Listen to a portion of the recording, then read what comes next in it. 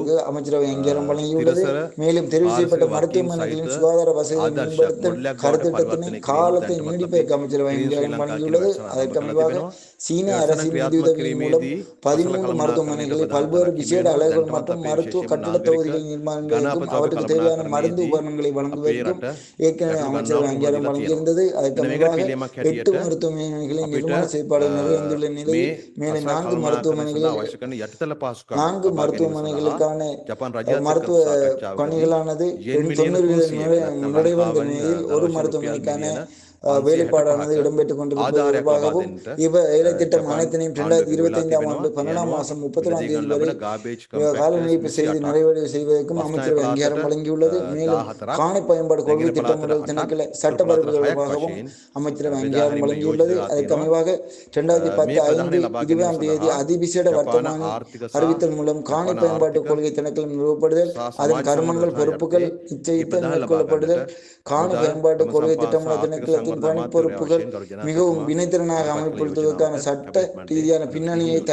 தயாரிப்பதற்காக ලංකාව පිරිසිදු பாராளுமன்ற சட்டத்தின் மூலம் குறித்த තිරසර திணைக்களத்தின் கர்மங்கள் மற்றும் පාරිසරික වගකීම් அதிகாரங்கள் සහිත நிச்சயித்தல் உகந்தது என ආදර්ශයක් அடையாளம் මොඩලයක් බවට காணப்பட்டுள்ளது. පරිවර්තනය அதற்கு කිරීමට அமைவாக දැනටමත් අපි அதற்கான ක්ලීන් ශ්‍රී ஏற்பாடுகள் ලංකා உள்ளடங்கிய කියන சட்ட වැඩසටහන ආරම්භ කළා තිබෙනවා. சட்ட வரைவை ඒ වැඩසටහන ක්‍රියාත්මක தயாரிக்குமாறும் කිරීමේදී சட்ட පසුව வரைஞனுக்கு කළමනාකරණයට ஆலோசனை ප්‍රධාන வழங்குவதற்கும் තැනක් හිමි වෙනවා. விவசாய දැනටමත් அமைச்சர் අපි சமர்ப்பித்த විශේෂයෙන්ම யோசனைக்கு නාගරික அமைச்சரவை அங்கீகாரம் ගණනාපති வழங்கியுள்ளது. කළමනාකරණයේදී இதுபோன்ற අපේ රට குறித்த அமைச்சரவை ගැටළු அங்கீகாரம் ගණනාවකට மூலம் මුහුණ கடந்த දීලා 27ஆம் තියෙනවා. தேதி පිළියමක් 9 හැටියට அங்கீகாரம் අපිට 9 தீர்மானங்கள் எட்டப்பட்டு මේ அங்கீகாரம் පසුව வழங்கப்பட்டுள்ளது. කළමනාකරණය සඳහා අවශ්‍ය மேலும் කරන இதுபோன்ற යටිතල தகவல்களை පහසුකම් ලබා பெற்றுக்கொள்வதற்கு ගැනීම எமது සඳහා யூடியூப் ජපාන් රජයත් එක්ක කරපු யூடியூப் සාකච්ඡාවකදී சேனலை yen பின்தொடரும். මිලියන நன்றி. 300ක නැත්නම් ලංකාවෙන් දල වශයෙන් රුපියල් මිලියන 565ක